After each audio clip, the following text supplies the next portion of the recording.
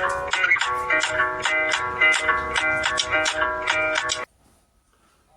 viewer, welcome back to our channel Maths Zone with PP. I am Sanjeev Kumar. Today I want to provide you quick revision notes of chemistry, that is chapter 13 hydrocarbon. तो आज हम आपको class 11 की chapter 13 जो hydrocarbon है उसकी quick revision note provide करता हूं विद इम्पोर्टेंट क्वेश्चन आंसर, यानी कि बहुत ही महत्वपूर्ण क्वेश्चन आंसर के साथ। तो आइए स्टार्ट होते हैं। अब ये केमिस्ट्री की चैप्टर 13 हाइड्रोकार्बन है। इसका पहला point, hydrocarbons are composed of carbon and hydrogen, यानी कि हाइड्रोकार्बन हमारे बने हुए कार्बन और हाइड्रोजन के होते हैं। The important fuels like petrol, kerosene, coal gas, CNG, LPG etcetera are all hydrocarbons of their mixture, यानी ये जो इम्पोर्टेंट फ्यूल्स है जैसे पेट्रोल, केरोसिन और कोल गैस, CNG, LPG, ये सारे हाइड्रोकार्बन के मिक्सचर से बने होते हैं। अब यहाँ सोर्सेस देखते हैं। तो petroleum and natural gas are the major source of aliphatic hydrocarbons, while coal is an important source of aromatic hydrocarbon. कहने का मतलब हो गया कि पेट्रोलियम और नेचुरल गैस ये जो मेन सोर्स है ये एलिफेटिक हाइड्रोकार्बन की, जबकि कोल जो है ये इम्पोर्टेंट सोर्स एरोमेटिक हाइड्रोकार्बन की है। The oil trapped inside the rocks is also as petroleum, petra rock, oleum that means oil, यानी पेट्रा मीन्स रॉक होता है, ओलियम मीन्स ऑयल होता है, यानी रॉक से निकाले गए ऑयल्स को पेट्रोलियम हम बोलते हैं। The oil in the petroleum field is covered with gaseous mixture known as natural gas. Oil में पेट्रोलियम फील्ड के अंतर्गत गैसियस मिक्सचर कवर्ड होते हैं जिसे हम नेचुरल गैस बोलते हैं।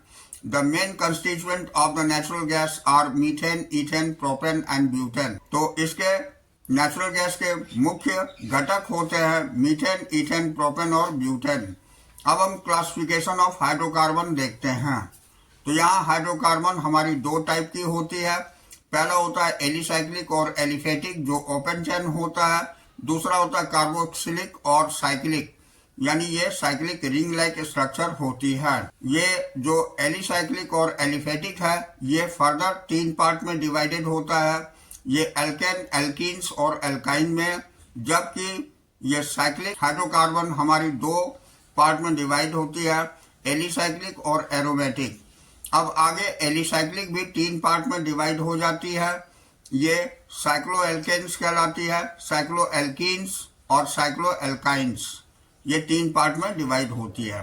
तो ये हमारी क्लासिफिकेशन ऑफ हाइड्रोकार्बन थी। अब हम डिटेल्स में जानकारी लेते हैं। तो एल्कीन्स के अंतर्गत पैराफिन्स आती है, जनरल फॉर्मूला इसकी CnH2n+2 होती है। इसमें sp3 हाइब्रिडाइजेशन होती है। Carbon carbon bond length 1.154 angstrom होता है। केमिकली ये अनरिएक्टिव होती है और so chain position and optical isomerism होती है। और heptane has 9 isomers, octane 18 and decane 75, ये हमारी एल्केन्स के अंतर्गत आती है। अब हम नोमेनक्लेचर में आते हैं। तो यहाँ देखिए नोमेनक्लेचर के अंतर्गत ये कार्बन कार्बन के बीच 109.5 डिग्री आपको दिखाई गई है बॉन्ड एंगल। यहाँ कार्बन कार्बन के बीच बॉन्ड एंगल 109.5 डिग्री है। यहाँ दूसरे हाइड्रोकार्बन के बीच यहाँ भी बॉन्ड एंगल कार्बन कार्बन के बीच 109.5 डिग्री शो करी गई है, यानी ये होती है। अब यहाँ देखिए ये प्रोपेन और ब्यूटेन के बीच में भी ये बॉन्ड एंगल आपको दिखाई गई है, कार्बन कार्बन के बीच 109.5 डिग्री, और इसमें ब्यूटेन में भी 109.5 डिग्री होती है। और इसके तीसरे कार्बन के साथ जो अटैचमेंट होती है इसमें भी 109 डिग्री शो करी गई है। अब हम प्रिपरेशन में आते हैं। तो पहला होता है वुर्ज रिएक्शन। तो इसके अंतर्गत 2CH3CH2Br+2Na ये ड्राई ईथर के साथ CH3CH2CH2CH3+2NaBr बना देती है। तो follow mainly free radical mechanism, ये फॉलो फ्री रेडिकल मैकेनिज्म को करती है। Useful in preparation an alkane containing even number of carbon atom, यानी ये प्रिपरेशन करने में एल्केन जो है उसमें even number of carbon atom पाए जाते हैं। स्टेपिंग अप रिएक्शंस जो है स्टेप वाइज होती है। अब हम फ्रैंकलिन रिएक्शन देखते हैं। इसके अंतर्गत RX plus ZN plus RX ये बना देती है RR प्लस ZnX2। अब फ्रॉम ग्रिग्नार्ड रीजन, जहां R हमारी एल्केन की ग्रुप होती है। अब फ्रॉम ग्रिग्नार्ड रीजन RMgX, तो ये RMgX प्लस HOH, ये RH plus MgOH whole into X होती है। अब RMgX प्लस R-OH, ये RH plus MgOR into X होती है, यानी कि ये X के साथ पाई जाती है। और RMgX प्लस R-NH2, ये RH प्लस MgNHR X के साथ पाई जाती है। तो ये ग्रिग्नार्ड रीजन में हमने देखा। अब हम तीसरा देखते हैं फ्रॉम अनसैचुरेटेड हाइड्रोकार्बन्स। इसको सैवर्टियर सैंड्रेंस रिएक्शंस बोलते हैं, जो RCH डबल बॉन्ड CH2 के साथ H2 का होता है। ये निकेल कैटलिस्ट में हीट करते हैं तो RCH2CH3 प्रोवाइड करता है, यानी ये एल्कीन से एल्केन बना देता है। अब RC triple bond CH plus H2 ये निकेल कैटलिस्ट के प्रेजेंस में हीट करने पर ये RCH2CH3 देता है, यानी यहाँ पर भी एल्काइन से एल्केन बन जाती है। अब चौथा है फ्रॉम कार्बोक्सिलिक एसिड, यहाँ डीकार्बोक्सिलेशन में हम देखते हैं CH3COO और Na+ OO- और Na+, ये प्रोवाइड करती है NaOH के साथ CO। कैटलिस्ट में हीट करते हैं तो ये CH4 प्लस Na2CO3 प्रोवाइड कर देता है। कहने का मतलब यहाँ मीथेन बना देता है। ये सोडियम इथेनोएट जो है ये सोडियम हाइड्रोक्साइड के साथ रिएक्ट करके मीथेन और सोडियम कार्बोनेट प्रोवाइड करता है। अब कोल्स इलेक्ट्रोलाइटिक मेथड में देखते हैं 2CH3COO- और Na+ प्लस 2H2O, ये सोडियम एसिटेट इलेक्ट्रोलाइसिस होने से ये CH3CH3 plus 2CO2 plus H2 plus 2 NaOH बना देता है। यहाँ भी आपको ईथेन प्रोवाइड करता है। अब हम फिजिकल प्रॉपर्टीज देखते हैं। तो पहला point nature, non polar due to covalent nature of carbon carbon bond and carbon hydrogen bond, और carbon carbon bond energy 83 kilo joule per mole होती है, जबकि carbon hydrogen bond energy 99 kilo joule per mole होती है। अब C1 से C4 ये gaseous होती है। C5 C17 ये कलरलेस ऑडियरलेस लिक्विड होती है, and it is greater than C17 that is equal to solid, ये सॉलिड होती है। अब दूसरा सॉल्युबिलिटी देखते हैं। तो इसकी solubility like dissolve like namely polar compounds dissolved in polar solvent and non-polar compounds dissolved in non-polar solvent। कहने का मतलब हो गया कि जो पोलर कंपाउंड होते हैं ये पोलर सॉल्वेंट में डिजॉल्व करते हैं, और जो नॉन पोलर कंपाउंड होते हैं वो नॉन पोलर सॉल्वेंट में डिजॉल्व करते हैं। अब हम बॉइलिंग पॉइंट देखते हैं।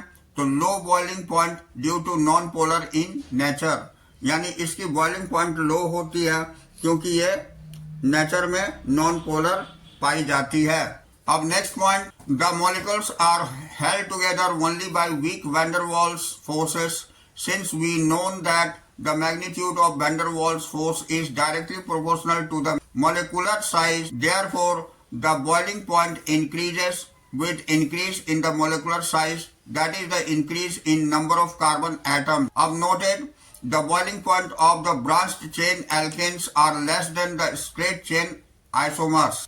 This is due to the fact that branching of the chain makes the molecule more compact and thereby decrease the surface area, and consequently the magnitude of van der Waals force also decrease. तो यहाँ हम देखते हैं CH3, CH2, CH2, CH2, CH3 जो N pentane है इसकी boiling point 309 kelvin होती है, जबकि यहाँ ब्रांच दिखाई गई है CH3, CH, CH3, CH2, CH3, ये आइसोपेंटेन की स्ट्रक्चर दिखाई गई है, इसकी बॉइलिंग पॉइंट 301 केल्विन होती है।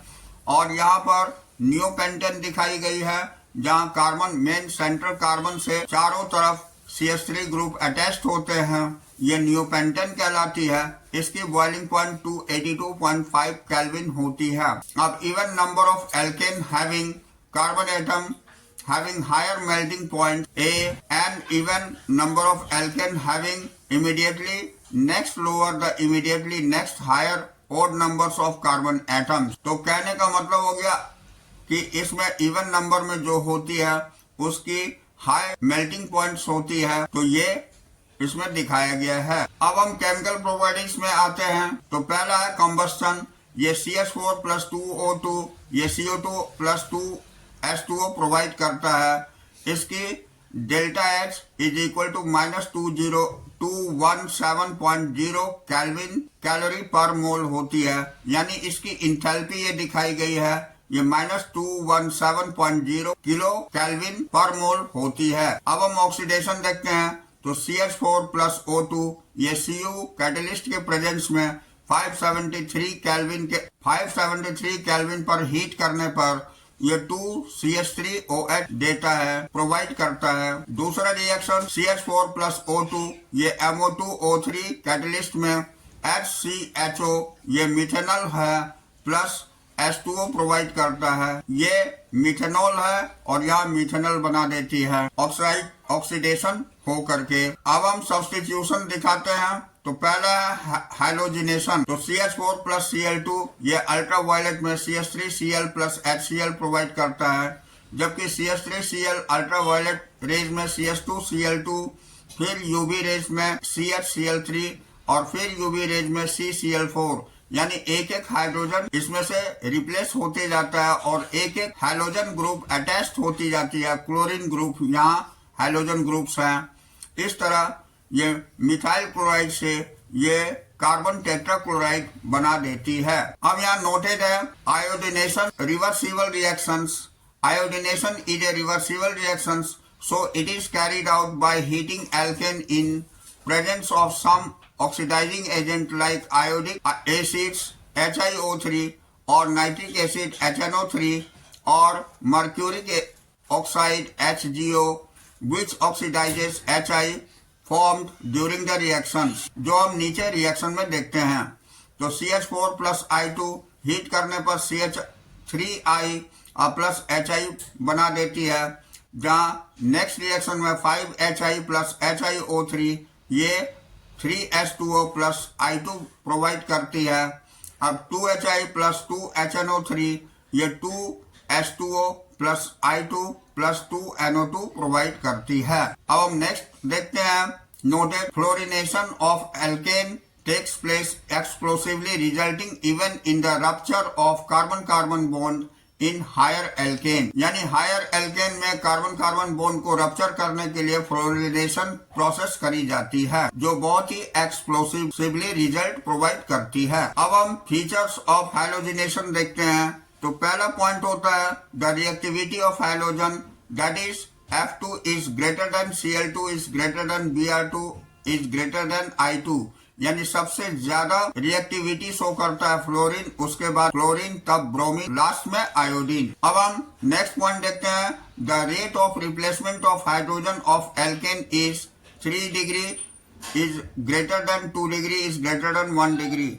यानी ये डिसेंडिंग ऑर्डर में होती है। अब रिएक्शंस के अंतर्गत CH3 CH2 CH2 CH3 chlorine के प्रेजेंस में HB में ये CH3 CH2 CH2 CH2 Cl provide करता है। अब plus CH3 CH2 CH CH3 और इसके साथ दूसरे कार्बन के साथ क्लोरीन अटैच हो जाती है। यहाँ नेक्स्ट रिएक्शंस में यहाँ डिग्री दिखाई गई है। ये CH3 की 1 डिग्री है, जबकि दोनों ब्रांच में CH3 की 1 डिग्री प्रोवाइड करती है, जब सेंटर में ये है 3 डिग्री सेल्सियस प्रोवाइड करती है। उसके बाद लास्ट CH3 की अटैचमेंट में 1 डिग्री प्रोवाइड करती है। ये क्लोरीन के प्रेजेंस में HB में न्यू स्ट्रक्चर प्रोवाइड करती है। यानी मेन सेंटर कार्बन से ये चारों तरफ तीन तरफ आपको CH3 ग्रुप अटैच होकर के एक तरफ क्लोरीन अटैच हो जाती है, जिसमें ये 36% टर्शियरी होती है। और यहाँ पर आपको 2 ब्रांच CH3 में CH के साथ अटैच CH2Cl हो जाती है। ये 64% ये प्राइमरी शो करती है। हम यहाँ मैकेनिज्म देखते हैं। Hydrogenation reactions takes place by free radical mechanism. The reaction proceeds in the following step. Hydrogenation reactions ये फ्री रेडिकल मैकेनिज्म होती है, ये इस तरह से नीचे दिए गए स्टेप से रिएक्शंस को प्रोसीड करती है। पहला है चेन इनिशिएशन स्टेप। यहाँ क्लोरीन क्लोरीन के साथ Hb में 2Cl प्रोवाइड करता है। यहाँ पर एक डॉट से इलेक्ट्रॉन्स को शो किया गया है। अब सेकंड में ये चेन प्रोपगेशन स्टेप में आगे जो बढ़ती है चेन वो CH4 प्लस Cl डॉट ये बना देती है CH3 डॉट प्लस HCl। उसके बाद ये CH3 डॉट ये Cl2 के साथ प्रोवाइड करती है CH3Cl और प्लस Cl डॉट हो जाती है। कहने का मतलब ये अनपेयर को शो करती है। अब चेन टर्मिनेटिंग स्टेप में ये Cl dot plus Cl dot ये Cl2 प्रोवाइड करती है, ये आपको इलेक्ट्रॉन को प्रोवाइड करती है। मैं टाइम टू टाइम ये बता रहा हूँ। अब CH3 डॉट और प्लस CH3 ये CH3 बॉन्डिंग बना देती है, ये एल्केन बना देती है। अब ये CH3 डॉट और प्लस Cl डॉट ये CH3Cl बनाती है, जो लास्ट प्रोडक्ट मिथाइल क्लोराइड होती है, जिसको हम क्लोरोमीथेन भी बोलते हैं। अब हम नाइट्रेशन देखते हैं। तो the reaction takes place by free radical mechanism at high temperature that is 450 degree Celsius. Next point, at high temperatures carbon carbon bond is also broken so that the mixture of nitroalkane is obtain. यानी यहाँ CH3 CH2 CH3 जो है 450 degree Celsius में conc NO3 के presence में ये CH3 CH2 NO2 provide करती है, ये 25%, जबकि प्लस CH3 CH NO2 यहाँ ब्रांच हो जाती है CH3 के साथ, जो 40% प्रोवाइड करती है। फिर ये चेन बनाती है CH3 CH2 NO2 जो 10% प्रोवाइड करती है, और लास्टली ये CH3 NO2 बनाती है, ये 25% प्रोवाइड करती है। ये नाइट्रेशन प्रोसेस में होती है। अब हम रिएक्शंस अकर्स कैसे होती है ये दिखाता हूँ। यहाँ HO NO2 के साथ 450 डिग्री सेल्सियस में होमोलाइटिक फ्यूजन में HO और प्लस NO2 प्रोवाइड करती है, ये आपस में बॉन्डिंग करेगी और RH प्लस OH के साथ बॉन्डिंग करके ये R के साथ और HOH बना देती है, that is water. R bonding ये NO2 के साथ करके RNO2 बनाएगी। अब हम सल्फोनेशन दिखाते हैं। तो replacement of hydrogen atom of alkane by SO3H group. यहाँ आपको आइसोब्यूटेन दिखाई गई है, वो ओलियम के साथ हीट प्रोवाइड करने से ये tert butyl sulphonic acid provide करती है। ये SO3H जो अटैच होती है ये सल्फोनिक एसिड ग्रुप है। तो ये टर्ट ब्यूटाइल यानी 4 ब्यूटाइल सल्फोनिक एसिड प्रोवाइड करती है। इसकी रिएक्शंस इस तरह से होती है। ये 450 डिग्री C पर होमोलाइटिक फ्यूजन के साथ HOSO3 ये HO और प्लस SO3H होती है, जबकि RH प्लस OH ये R और प्लस HOH प्रोवाइड करती है, और R फिर ये वाली R SO2H के साथ RSO2H प्रोवाइड करती है। ये रिएक्शंस इस तरह से दिखाई गई है। अब नेक्स्ट हम देखते हैं, यहाँ N पेंटेन है, ये AlCl3 और HCl के साथ ये 2 मिथाइल ब्यूटेन प्रोवाइड करती है। हाँ, तो अब हम एरोमेटाइजेशन देखते हैं। तो ये H3C CH2 होल 4 CH3 जो हेक्सेन कहलाती है, ये Cr2O3 जो 773 केल्विन पर ये 10 to 20 एटम्स के बीच में बेंजीन प्रोवाइड करती है, ये बेंजीन बना देती है। तो this method is also known as dehydrogenation of hydroforming. तो similarly heptane gives toluene and toluene gives orthotoluene and 2 methyl heptane gives M-xylene। अब हम थर्मल डिकम्पोजिशन देखते हैं और प्रोलाइसिस और क्रैकिंग ऑफ फ्रेगमेंटेशन। तो when higher alkanes are heated at high temperature about 700 to 800 Kelvin. So in the presence of alumina or silica catalyst, the alkanes break down to lower alkane and alkene. यहाँ CH3 CH2 CH3 ये provide करती है CH3 CH CH2 को, और CH3 CH3 plus C2H4 plus CH4 ये सारे alkene और alkene provide करती है। अब एक्शन ऑफ स्टीम देखते हैं। तो कैटलिस्ट निकेल एल्यूमिना Al2O3 के प्रेजेंस में ये CH4 प्लस H2O स्टीम ये 1000 डिग्री सेल्सियस पर कार्बन मोनोऑक्साइड और हाइड्रोजन प्रोवाइड करती है।